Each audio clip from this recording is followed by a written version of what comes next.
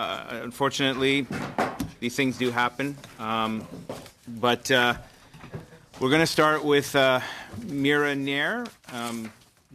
Nair, sorry. You'll have, because I know you have to leave fairly quickly. So from the Independent Scholar and Copyright Officer, Northern Alberta Institute of Technology.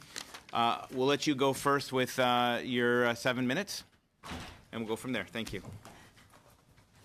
Well, I'd actually pruned to 5 minutes, so I'll give my time to Karis. I'm just going to plunge right in. First of all, though, thank you for having me here. For nearly 15 years, my research interest has been with systems of copyright, both contemporary and historical.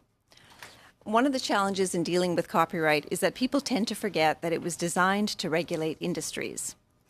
Because of an accident of vocabulary, it now includes individuals. People also forget that the baggage we have carried for 150 years, that our system was largely designed by other countries for their advantage. To the extent that we have successful writers, musicians, artists, and publishers, those gains came despite the system, not because of it. So I would like to start with just setting some definitions. What are we talking about? The system of copyright is composed of two parts. There are rights of control and there are rights of use. Now, why do we have it? For a very long time, we had no purpose. Copyright was simply one of 29 responsibilities handed to the federal government in 1867 with no explanation attached. But if we look at our multicultural roots, that is the influences of both civil law and common law, we see a shared goal, and that is to protect the process of creativity. So while our Supreme Court has operationalized this as seeking a balance between creators and users, it might be helpful to take one step back and simply think about this process. How do we enhance it? How do you assist individuals to maximize their creative potential? And from that, there is reasonable historical data to believe that larger social gains will follow. Now, I'm drawing in particular from the work of Zarina Khan. She is an economist who explored American intellectual property policies early in the time of their nation building. The United States deviated from the IP norms of the day and instead focused on educating its people and creating a framework which encouraged everyone to enter the arena of creativity. Now, just very quickly, though, a part of that framework was the theft of other people's work or other nations' work. To be clear, I am not recommending that. But we could adopt the best aspect of current American policy, and that is their structure of fair use. It would give leeway for new ideas to take form. Now, a guest from one of your earlier meetings alluded to some challenges faced by fair use, or fair use in the States, and he quoted Lawrence Lessig as saying, fair use was simply the right to hire a lawyer. Now, I do want to emphasize that the United States made great productive use of fair use for the better part of the 20th century, creating multiple billion-dollar industries. But towards the end of the century, they did run into some troubles. Their courts started treating fair use as merely a response to market failure. Now, fortunately, the Canadian judiciary has already ensured that Canada can avoid such a self-defeating approach. Creativity is a cumulative affair. Whether we are talking about books, music, software, medicines, or free press, creativity relies on exposure to and use of prior work. Some uses must remain above the cycle of permission and payment if creativity is to be sustainable. Now, in 2012, we came up short on fair use, but one pleasant addition stood out, Section 29.21, which is commonly known as the YouTube or the mashup exception. I would have called it the creativity exception. It gives future Canadian creators some reassurances that their government does not wish them to be prosecuted for doing what Canada needs them to do, which is to hone their creative skills. Now, we need our next generations to be at their best in order to address the intractable problems that we are leaving for them to solve. Drawing from the combined wisdom of Julie Cohen and the late Oliver Sacks, it is important for individuals to play with whatever content they are interested in, to cultivate a capacity to see something that others cannot, to build the curiosity and determination that we hope will carry them into groundbreaking intellectual effort across all disciplines. Much is being made of our innovation agenda, but we will not get innovation simply for the asking. We need to nurture it. Now, regardless of whether we have strictly enumerated exceptions or more flexible conditions of fair use, we cannot gain the fullest potential on either unless we adjust the current language on digital logs. Now, this committee has been asked repeatedly to do more to support Canadian writers and Canadian publishers. This is a worthy goal, but I hope that the proposed solution will not include billing students for materials already paid for, or worse, billing students for materials that are not prescribed at all. Moreover, if we want to target Canadian operations, copyright is not an effective means. More money will leave the country than will stay in. As I wrote in my brief, copyright is a blunt instrument. It cannot distinguish between literary superstars and novice writers, between fostering a homegrown operation and serving an international conglomerate, or between writing for an audience and writing for financial gain. Now, very quickly, I'll give the ending. As I mentioned at the start, our Act draws from both our common law and civil law ancestry. The Copyright Act has long been recognized as being bijural. We have vivid evidence of both our founding nations. However, the third is present. Indigenous paradigms about creative endeavor and property are implicit to the system of copyright as we practice it today. Acknowledging this will not solve the problems encountered by Indigenous communities with respect to protecting their intellectual property, but given the objectives of the Truth and Reconciliation Commission, we ought to recognize that the Copyright Act is trijural. And I'd like to close simply by acknowledging we have gathered on the lands of the Algonquin people. Thank you. Thank you very much. We're going to move to Karis Craig, Associate Professor of Law, Osgoode Hall Law School, York University. And you have up to 7 minutes. Thank you. Well, my thanks to the committee. My name is Karis Craig. I'm a professor at Osgoode Hall Law School at York University, and I've been teaching and researching in the copyright field for almost 20 years. I'm a co-signatory on the Canadian IP Scholars Brief, about which you heard last week. The views I'll express today are my own. So I'm going to speak to some guiding principles underlying the copyright system, and then I am going to highlight a few key proposals that reflect, I think, these guiding principles. So the committee has heard from certain stakeholders that Canada's copyright laws have fallen behind the pace of technological development and that urgent reforms are needed in order to catch up. I would urge the committee to be sceptical of such claims. I've written about the principle of technological neutrality at length. The best way to future-proof our law is not to regulate the technical minutiae in response to the pleas of industry lobbyists, but to seek to ensure the consistency of the legislation in its purpose and effect across time and technologies. This requires steady reliance on guiding principles, functional standards and core concepts, not narrow, technical and inaccessible rules that will require constant revisiting. The task then is to keep the policy focus on copyright's overarching purpose as technologies evolve, maintaining the balance between protection and the public domain that best supports the creation and dissemination of expressive works and a vibrant cultural sphere. Indeed, in the 2012 Entertainment Software and SOCAN case, the Supreme Court of Canada agreed with me that what technological neutrality really demands is that the traditional balance between authors and users should be preserved in the digital environment. And in the case of Robertson and Thompson, Justice Abella wrote that this means the public benefits of the digital universe should be kept prominently in view.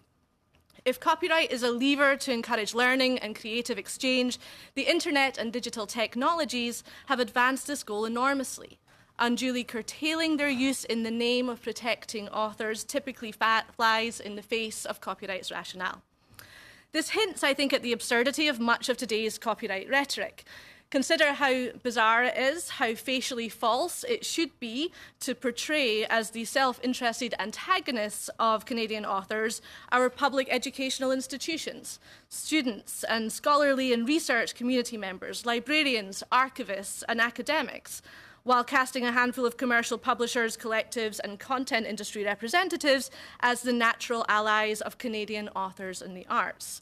This is the same tired narrative that powerful interests have employed to justify ever stronger copyright protection for centuries. It's time to see past it and to imagine a better functioning system of incentives and rewards, offering more public benefits and imposing fewer social costs. The reality is that copyright does a disservice to today's creators, not because of its limits and its exceptions, but because of the restrictions that it places on creativity and sharing, the monopolistic interest that it helps to preserve, and its failure to actually attend to the real needs of the artists it is said to serve. Today, more than ever before, the line between creators and users, between authors and the public, is more rhetorical than it is real. Today's users are authors, and authors are users. Authors are students and educators. They are consumers. They are curators. The task for lawmakers is not to reprioritize authors, as some have suggested, but to recognize the changing nature of authorship and the shifting realities of the information economy. And so this brings me to my more concrete proposals. First, I think this should mean resisting calls to strengthen owners' rights and remedies. If the objective is to assist authors, copyright is a blunt tool indeed, and ever stronger copyright brings inevitable collateral damage to the public domain, to free expression, to public education, and the functioning of the internet. Secondly, this means recognising and safeguarding copyright limits and exceptions and respecting user rights, consistent with the internationally acclaimed jurisprudence of our Supreme Court and the constitutional right of free expression. This takes a variety of forms. It supports the move to an open, flexible and general fair use defence that is not limited to particular purposes, but capable of evolving to embrace new uses that are consistent with the objectives of the Copyright Act. It supports shielding fair uses from the chilling effects of potential moral rights liability by clarifying that fair dealing and other exceptions are also defences to moral rights claims. It means ensuring that neither digital locks nor boilerplate contracts are permitted to override user rights by foreclosing otherwise lawful uses. It also means protecting and preserving the public domain, in the same sense that you might protect a nature preserve from private appropriation. This must include finding ways to minimise the harmful impacts of any term extension, for example, by imposing additional formalities or costs on those who would claim protection beyond life plus 50 years. It also includes finding ways to support the creation of an accessible intellectual knowledge commons, for example, by providing a right of retention for authors to deposit publicly funded research in online repositories and opening up government works to the public domain. As a very final thought, I would note that this government prides itself on its feminist agenda and should consider what that means in the copyright context.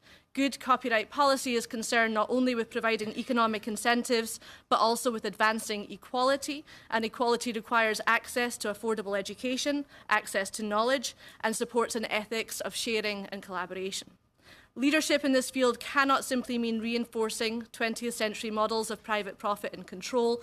It must mean preparing the copyright system to embrace the potential of the 21st century while reflecting Canadian values.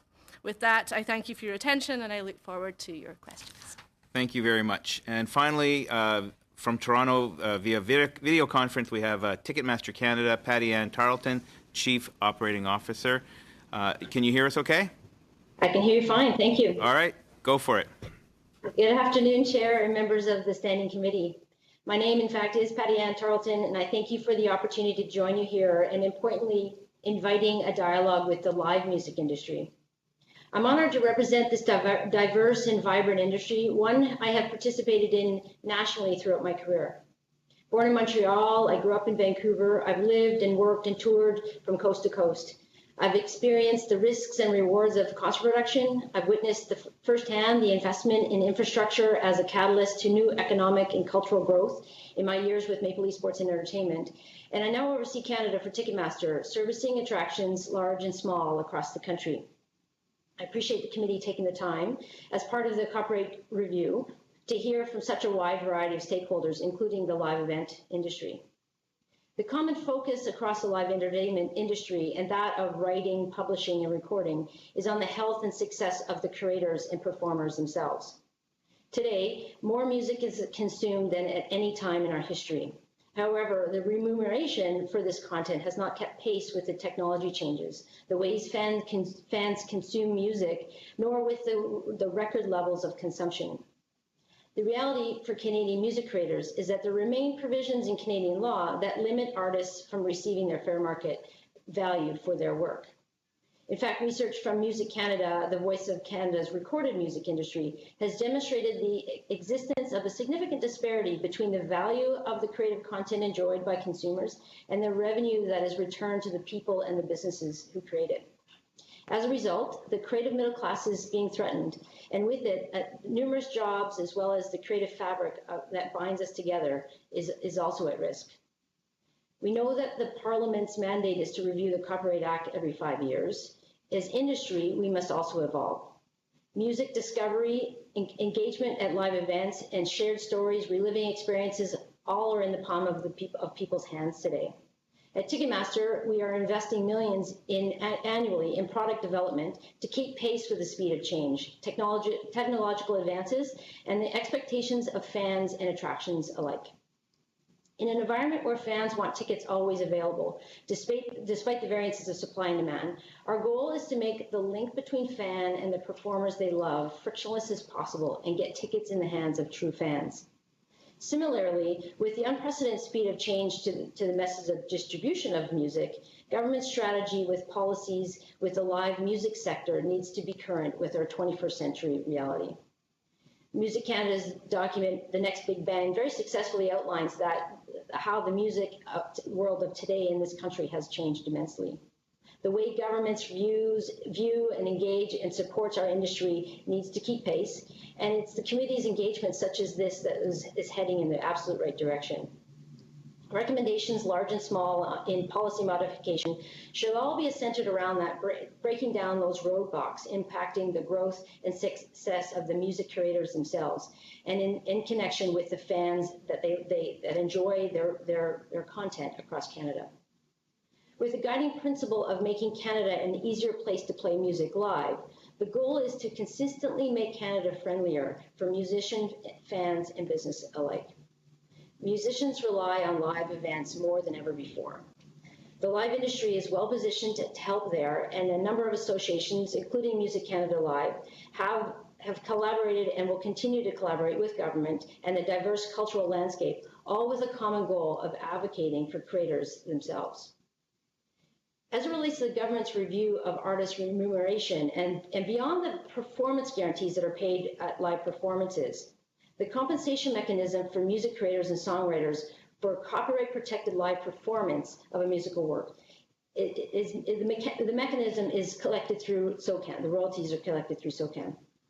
As industry, we continue to iterate with SOCAN on the use of technology to streamline the collection and redistribution process and to benefit the creators, as well as the simple exception mechanics for the rights owners when they're performing their own musical work. In addition to the collaborative efforts underway in the live performance rights, there is a couple of fairly straightforward steps articulated by Music Canada that this committee could recommend in the modernization of the Canadian Copyright Act that would benefit creators almost immediately. First, the elimination of the radio royalty exemption for commercial radio stations on their first 1.25 million advertising revenue. Today, no other country has a similar subsidy, and the elimination of the commercial radio subsidy could amount to some $8 million across the industry of collected revenues for creators themselves. Second, amendment of the definition of sound recording in the Copyright Act. The current definition of sound recording in the Copyright Act excludes performers from receiving royalties for their use of their work in television and film soundtracks. Again, the amendment would financially support creators quite directly. Third, amend the term of the copyright for musical works. Under the Copyright Act, protection for musical works subsists for the duration of the author's life plus a further period of 50 years. By contrast, the majority of Canada's largest trading partners recognize longer copyright terms for musical works, and the general standard of life of an author plus 70 years has emerged. This will ensure the music creators continue to receive fair compensation. Thank you again for your time today. Success will be enhanced with the collaboration of all levels of governments, and you have the industry leaders willing to partner in this journey. I applaud all members of Parliament for commissioning the review of the Copyright Act with an eye to benefiting creators, and it is a pleasure to add additional perspectives with your particular focus on the live entertainment industry today. Thank you again, and look forward to questions you may have. Thank you very much. We will only have time to do one round of 5 minutes. If members have extra questions, write into the clerk, and we can have we can send it to our witnesses for written testimony. We're going to start right now with Mr. Sheehan. You have 5 minutes. Thank you very much, Mr. Chair. So I'll try to be as condensed as possible. I guess my first question, and thanks for the testimony. My first question will be to the people that are here, Professor Craig and Mira Nair. We've heard testimony here, and also the Heritage Committee has heard testimony about proposals from different groups about how changes may benefit the creator. So on two of them, there's many of them, and I'll just pick two, some comments, your thoughts about how these might work. And that was the resale rights on visual works of art that would benefit their creator to receive a percentage of every subsequent sale after their work, such as visual artists. And the revisionary right that would bring the copyright work back to an artist after a set amount of time, regardless of any contracts to the contrary. So I'll just start with those two if anyone would like to make a comment about that. Do you want to go? I'm going to start with the reversionary rights, if I may, because, you know, I think this is an interesting area and one that probably does deserve attention. Certainly it's something that can create a sort of surprise in the market for people who've acquired rights and are not aware of the reversionary interest. And I think one of the bigger concerns around this is precisely that it takes away essentially rights people thought they had, and people who have rights don't necessarily know that they have them. And of course it's different than in the US, where it has to be actually triggered by an act of the party that's seeking to retain the rights. The other difference, of course, is that ours always happens after the death of the author and 25 years thereafter. It's an interesting issue for me because I can see certainly that there's a sense in which it might benefit artists and authors and allow them to essentially reclaim rights and better use and enjoy or share those works with the public than under the commercial assignments that they may have entered into earlier on in their lifetime. For me, the problem really is the timing of it, which is to say, I think if you're going to say it's going to benefit artists and authors, then it has to be something that happens when the artists and authors are alive, or else it's really just benefiting the heirs. And then we've seen that heirs can actually be some of the most ardent, strenuous asserters of copyright interest in a way that actually is not conducive to the further circulation of the work. And actually that was what I was going to pick up on as well, is that aspect of who is the right going to benefit. I mean, I would just like to point out that copyright as a body of law is over 308 years old. And throughout, it's been expanded in depth and breadth. At every issue, at every expansion, it was always in the name of the writer or the artist or the musician.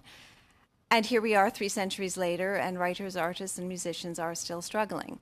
So I tend to get a little bit skeptical about this adding of rights that we believe will, improve the lot of some people in life, but it has not played out that way historically. Thank you. And for Ticketmaster, last year, the CBC and the Toronto Star went undercover at a conference where they met some Ticketmaster representatives, and they were promoting the Trade Desk, which is an online tool that helps resellers buy thousands of tickets. And it's kind of contrary to your policy, where your policy states that Ticketmaster tries to limit the number of tickets that can be purchased per transaction to discourage unfair ticketing practices. So perhaps, number one, could you explain how Trade Desk works, and what's your position on these resale tickets at events, and how much Ticketmaster has collected in service fees for resold tickets over the last 5 years? You have about a minute, tops. Okay, starting with the question about Trade Desk, and the misconception there would be the fact that tool, that piece of technology actually has anything to do with acquiring tickets. It's a technology that is used by resellers to distribute their tickets or manage their tickets onto multiple marketplaces. So Ticketmaster and our organization does not facilitate by any means, and does not believe in it, to facilitate the access of tickets by brokers, the way that the clickbait of those headlines would have inspired that debate and those articles. To be clear, that is a distribution tool and not a acquisition tool. Your second question would have, if you could just quickly, the second question you had. It was part of it, and you know how much resold tickets over the past 5 years that Ticketmaster has collected, and I was just trying to get a sense of what that is. If you don't have that number, perhaps you could provide that to us in writing.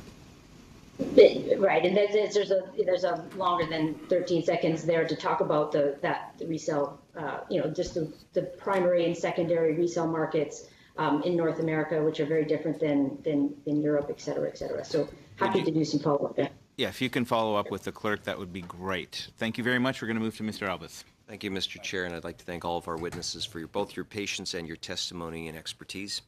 I think I'll start with Ms. Craig. Ms. Craig, you've argued that transformative new works should not be impeded by copyright law at all, as they are not copies. How would you suggest the law spell out a specific line in which something is considered transformative? Yes, thank you for the question. So certainly one of the big differences between fair use and fair dealing is the capacity, especially in the US jurisprudence we've seen, for fair use to accommodate transformative uses kind of writ large. And so the real question that, that comes to the fore is whether a defendant's use of a particular work is one that is simply a substitute for the original in the marketplace, one that simply appropriates the efforts and the originality of the underlying work, or is in fact itself a creative act, something that engages in another creative process and gives the public something new. And in my work, I've looked back historically to the origins of fair use to show that really what concerned the British courts when it was evolving as an equitable doctrine was whether or not a new work was created with public benefit. And so in all of our attempts to create a fair dealing exception that creates sufficient space for ongoing creativity or for downstream creators, we're trying to find a way to ensure that that sort of transformative use is not triggering copyright liability, but rather is something that people are free to do.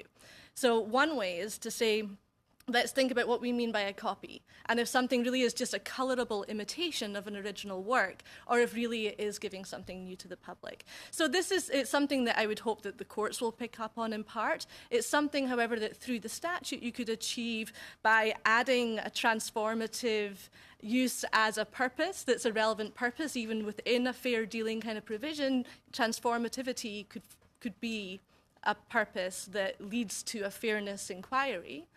Or else, of course, simply by moving to a fair use defence where you're not limited by purposes but are in fact engaging in an assessment of the fairness of a use, you could entertain the same questions by asking whether there is new creativity, what is the purpose of the use, and whether it's a substitute in the market for the original. Okay, well, thank you for that. I think one of the most challenging things in this environment is that ultimately, if we make recommendations to a minister then has to figure out where the line in the sand is, and that's where it becomes quite difficult, especially though if we're saying that we should write the law in terms of letting the courts decide. But I do appreciate that you're tackling a very difficult issue. This is fan fiction is not a new subject and has always been controversial, but I do think it's worth having a discussion. So to Ms. Nair and as well as Ms. Craig, would either of you suggest Canada adopt a more American-style fair use clause in our copyright regime? Why or why not? Sorry, why or why not? Largely, it is the flexibility within that language that we don't have to determine in advance what might or might not be, an eligible, unauthorized use. The flexibility of language has been proven to be useful as far as U.S. developments go, both in terms of, building industries and in the potential to serve aspects like freedom of expression or having a free press. So it is largely that element that it removes you from having to figure out in advance what it is that you are trying to achieve. And I would just add that that's very consistent with what I was saying about future-proofing the Copyright Act, in a sense, not needing to come back to constantly revisit, well, what about text and data mining now? Well, what about fan fiction now? New kinds of uses will emerge as technologies evolve, and the question should be whether those uses are fair and should be permitted and are consistent with the objectives of the Copyright Act or not, rather than giving us another thing to argue about, can it fit within this narrow purpose as defined in the Act. So we begin parsing things like private study and study in classrooms, or we start parsing things like news reporting and reporting current events and what are facts and what counts. Whenever we have these specific enumerated purposes, we create actually more uncertainty, I think, because we are more concerned with what those mean and how they apply in new contexts than with the bigger picture. So, and I appreciate that. If you look at the United States in terms of whether it be IP or creation of new works and whatnot, it's not just population. It's a whole. You could owe it up to the economic development. There's many different aspects, and so certainly I appreciate the conversation here. Some witnesses have suggested this using terms like "such as" to kind of elucidate or kind of pronounce where a starting point would be, and then let courts eventually determine where that limit is. Is that something that both of you would support, or do you believe that going to an actual fair use versus fair dealing model would be better? I think we shouldn't get hung up on the language of whether it's fair use or fair dealing. In fact, I think simply adding the words "such as" arguably makes it much more like a fair use defence, as that term is used. But our focus should be on whether it's open, whether it's general, whether it's flexible. And the words "such as" will achieve that. Plus, I think codifying the fairness factors from the Supreme Court would be helpful in giving that a little bit more clarity.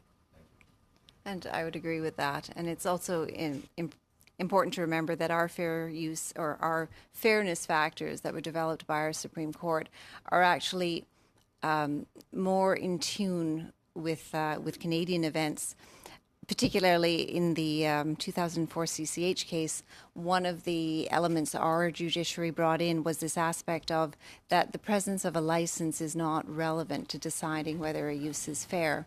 And I think it is important that we keep that front and center, because that is where the United States sort of went off the rails for a little while, where they started attributing fair uses only being applicable as an antidote to market failure.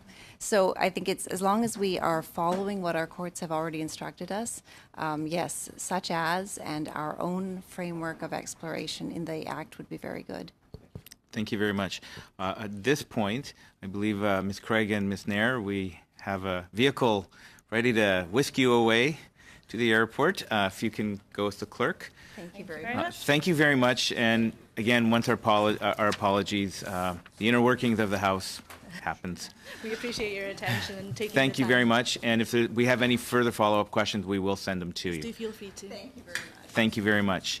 Mr. Massey, you have the floor. Thank you, and thank you for the witnesses who are leaving here, and then as well for Ticketmaster, for Ms.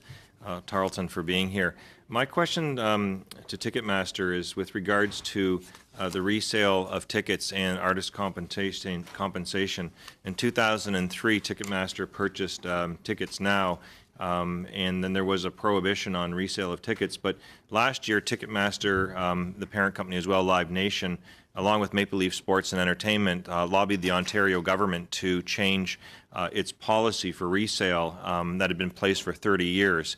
And so since that time frame has taken place, it's cost consumers millions of dollars. And so I'd like to know from how much of this new policy change, how much has Ticketmaster profited from this policy change? How much has Maple Leaf Sports and Entertainment profited from this? And then also to compare, how much have artists profited from this change in policy? That's what I think I'd like to know and start with, please. So you're referring to the Ontario provincial legislation? Sale of tickets now have increased profit margins, and so where is the distribution of those profits and resale money going towards? Right, and so there's... Go ahead, sorry. Oh no, and again, I'm wondering how much of that split is going to Ticketmaster, Maple Leaf Sports and Entertainment. I know you worked there before, and then also to artists. Now that more millions of dollars or more are being brought in for shows. Right. The commercial terms in both primary and secondary and marketing and in today's digital age, they're comprehensive, those partnerships. So there isn't one answer that will cover off the entire industry, and the specifics of the terms of those commercial arrangements are not public. This said, you speak also to the change in policy, and I think you are referring to the Ontario legislation, which allowed for resale to happen in a sanctioned way in this province, in Ontario, of which we are very supportive of it for the reason that it allows for those like ourselves that are investing in the safe technology and the safe buying experience. I'm looking for how much it's increased revenue streams coming in. I'm looking for how much of the artists and the creators benefited from. It is resale, but primary, secondary, whatever terminology is fine with me. How much of the artists have benefited from resale or secondary ticket exchanges as there has been more money made off their performances? And do they benefit? How can it be quantified? The industry is working in partnership. And so it's all about the balance of supply and demand and pricing. And so at the same time that we are building out safe resale environments, we're building out pricing tools so that those pricings can be market value. So those artists and the teams and the attractions such as Broadway will be able to sell the tickets at a closer to market rate so that those revenues stay in their ecosystem. The challenge we've had in the past is those tickets do get traded when supply doesn't meet demand and market forces prices them above.